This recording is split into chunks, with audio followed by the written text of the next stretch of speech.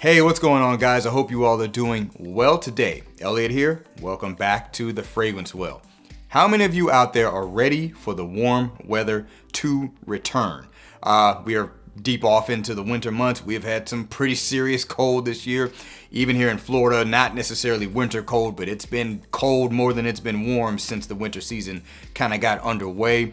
And I'm sure many people are just ready for it to warm back up so you can bring out those warm weather fragrances. If you are like me and you try to tailor a number of your fragrance wears to what the season is, you're probably looking forward to, or at least are thinking about what you're gonna wear when it warms back up. Well, that's what I'm doing in today's list. I got 10 fragrances here that are warm weather fragrances overall, and these are fragrances I'm looking forward to wearing when it warms back up. Some of these are newer fragrances I have acquired and haven't had a chance to even wear them in warm weather. Some of them are ones I acquired later in the year last year and didn't have as much time to experience them in warmer weather. And some of these are ones I've had and I'm just not tired of them yet, and I look forward to wearing them again. But either way, 10 great warm weather fragrances I have here that I'm looking forward to wearing when it warms back up.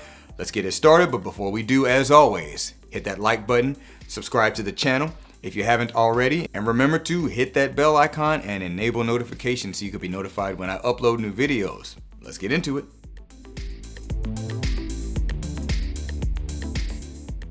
All right, first up, coming from the house of Xerjoff, this is Neo. Xerjoff's Neo. So this is a well-known one in the community. It's certainly not new to most people. I imagine many of you have this fragrance, have had experience with it. I got it late last year, so I did not have as much time to wear it. When the weather started changing, I shifted my focus to different fragrances. So this didn't get as many wears out of me yet, but I plan on wearing it a lot more this coming year. I don't know why I waited to get this. I knew I wanted it a long time ago, but whatever, it is what it is. But this is an awesome warm weather fragrance that I'm definitely looking forward to wearing. Lovely citrus opening, very fresh and spicy as well. A little bit of a green aspect to it. And also I get a kind of soapy characteristic. I know that's not necessarily everyone's experience, but that's how I experience. And I love wearing this fragrance. I love wearing it in the heat. Can't wait to break this one back out. Amazing warm weather scent. I'm sure those of you familiar with it would agree. So once again, from the house of Xerjoff, this is Neo. Alrighty, next one's coming from the house of Day 3 Fragrances. We've got Bani. Day 3 Fragrances, Bani. This fragrance smells like vacation in a bottle to me. Very mango heavy scent, mango fruit, mango leaf, also some sugary accords, a little bit of musk. And listen, all I know is my vacation for this year is paid for and is coming up soon. It should warm up by the time that comes around. I don't know how many fragrances I'm gonna bring on that vacation, but this one is going. So this one's already got plans for a future event, let alone the warm weather on its own. But if you enjoy mango scents, I think this is one worth checking out.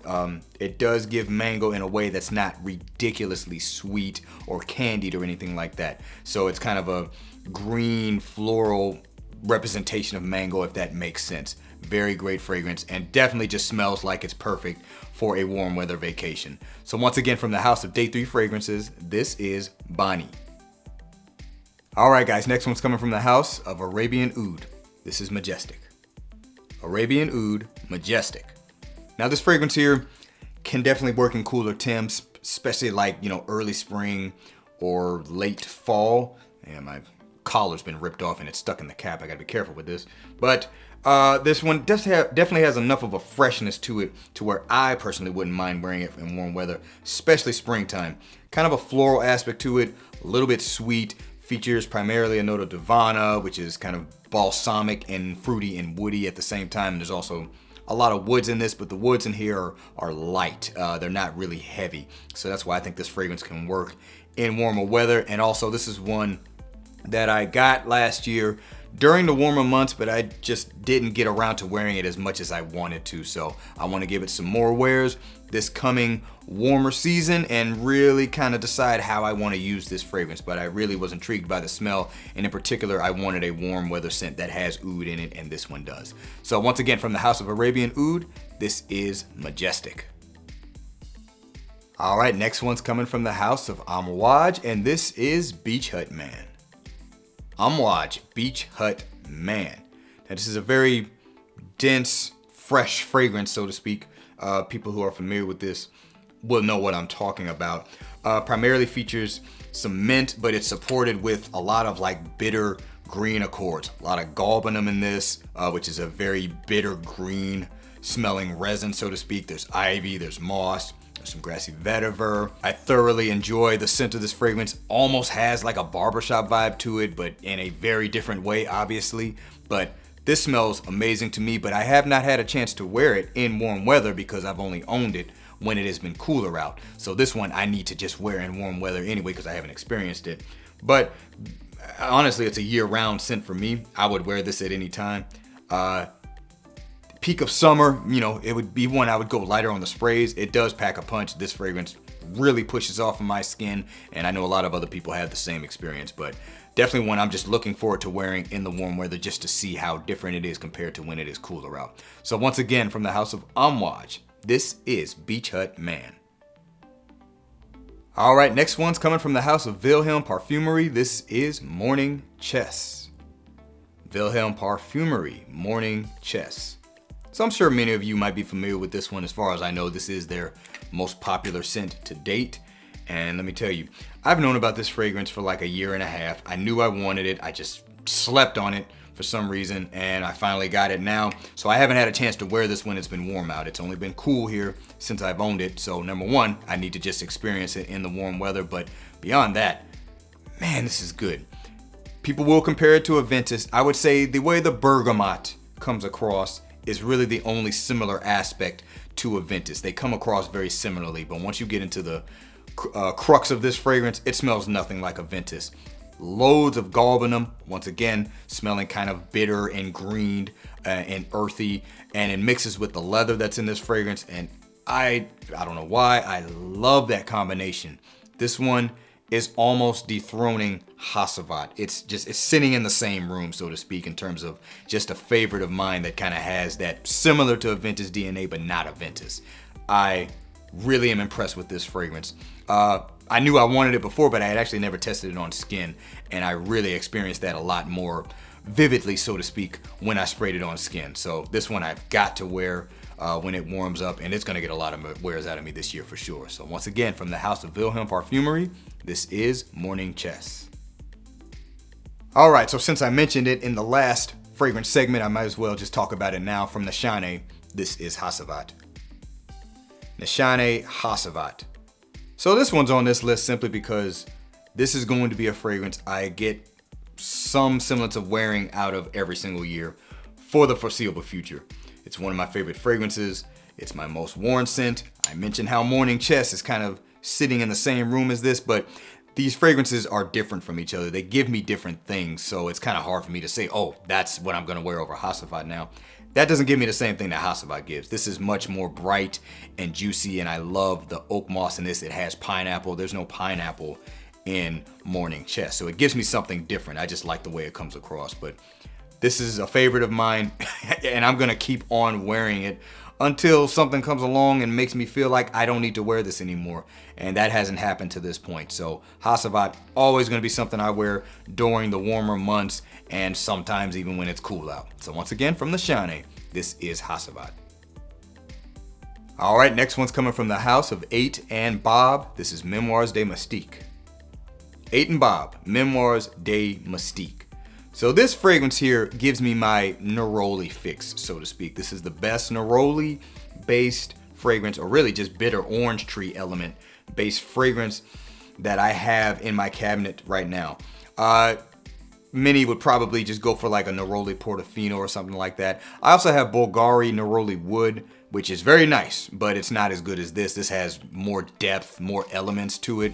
But like I said, all the elements of the bitter orange tree, but neroli forward. Also features some osmanthus, which is something that kind of makes it stand out in my opinion, and a lot of musk. This is definitely like a springtime staple for me, and because I don't have that many just very forward neroli fragrances, nor do I own neroli portofino, this is one kind of gives me that fix. So if I want to wear neroli, I go for this one.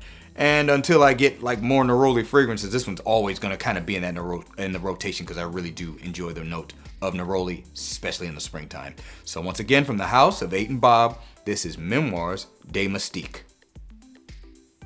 Next up, from the house of Hermes, it's Terre de Hermes Eau Givree.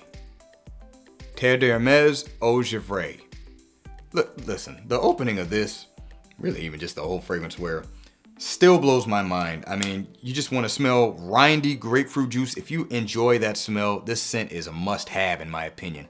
I don't even necessarily eat grapefruit, even though the official accord is citron, but very similar to grapefruit. I don't even eat grapefruit like that, but I do like the smell of it. And this just kind of gives me that, and it's just an amazing, classy, warm weather fragrance. I mean, it's knockout.